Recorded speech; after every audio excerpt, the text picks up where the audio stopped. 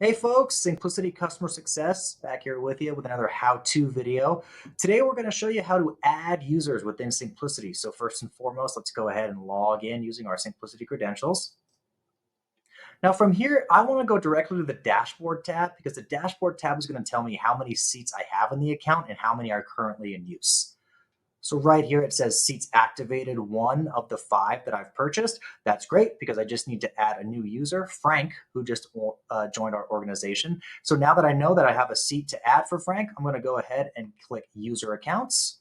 From here, I'm going to click add a user.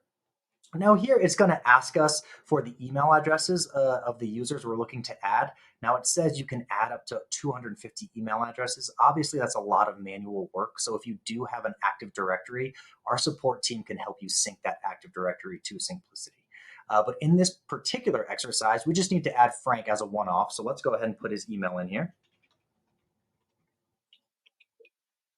So now that we've typed that in, it's going to ask us what role we'd like to assign Frank.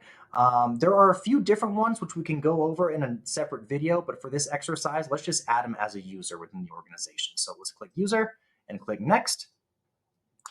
Next, it's going to ask you which group you'd like to add Frank to. In my organization, everyone's part of the same group, so I have no separate groups, so there's nothing to do here. Obviously, if you have separated groups in your organization, you would take that step here. But for this exercise, we're just going to do nothing and click next.